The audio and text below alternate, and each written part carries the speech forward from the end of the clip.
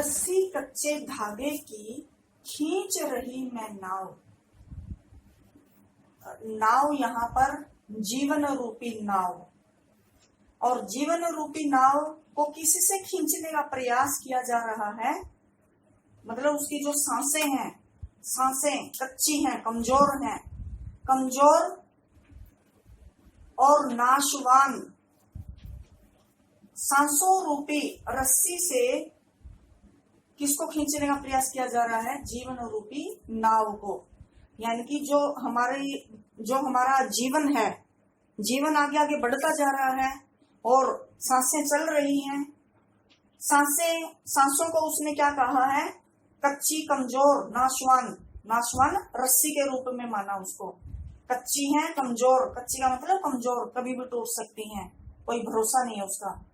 कमजोर और नाशवान सांसों रूपी रस्सी से वो क्या करने का प्रयास कर रही है? जीवन रूपी नाव को खींच रही है। आगे बढ़ रहा है जीवन, सांसें ली जा रही हैं।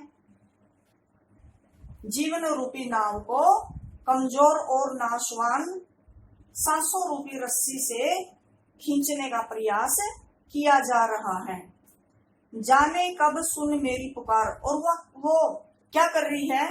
इससे क्या करना चाहती है? वो अपने जीवन को भव सागर दूसरे पार ले जाना चाहती है, लेकिन ईश्वर उसकी भक्ति पर प्रसन्न नहीं हो रहे हैं, उसको फल प्राप्त नहीं हो रहा है।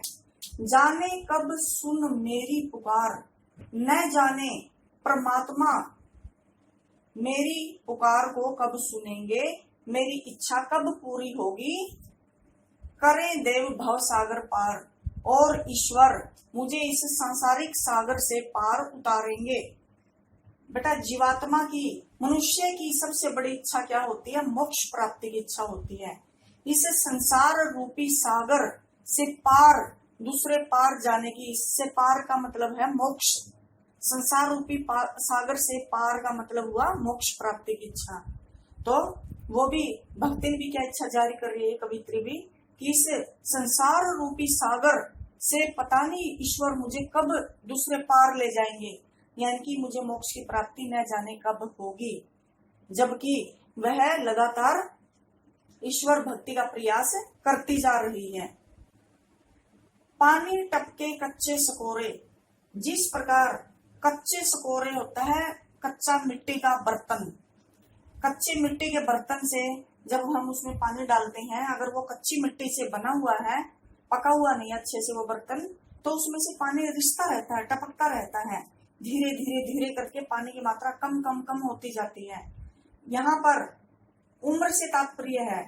उसी प्रकार जिस प्रकार कच्चे सकोरे, कच्चे मिट्टी के बर्तन से लगातार पानी रिसता रहता है, टपकता रहता है, वैसे ही भक्त की, भक्तिन की, पवित्री की उम्र भी लगातार घटती जा रही है।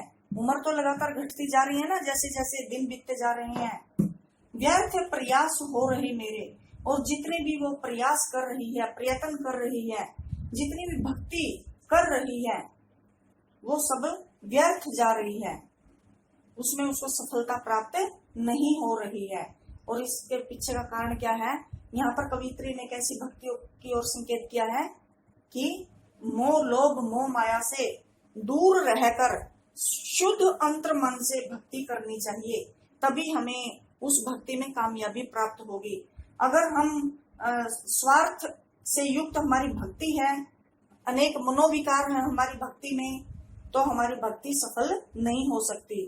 फिर हमारे साथ बिल्कुल ऐसे ही होगा, यानी कि हमारी उम्र लगातार घटती जाएगी और हमारे द्वारा किए गए प्रयास व्यर्थ होते जाएंगे।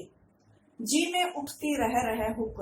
हुक होता है बेचैनी, बेचैनी से युक्त आवाज, और उसके जी का मतलब हृदय में, हृदय में रह कर, यानी कि बार बार, थोड़ी थोड़ी देर में बेचैनी की, वेदना की, पीड़ा की आवाज उसके हृदय में उठ रही है, क्योंकि प्रभु मिलन की इच्छा से उसका हृदय व्याकुल है और प्रभु मिल नहीं रहे हैं, इच्छा पूरी नहीं हो रही है, तो उसके हृदय में बेचैनी बनी हुई है, और वह बेचैनी भरी आवाज थोड़ी थोड़ी देर में उठ रही है।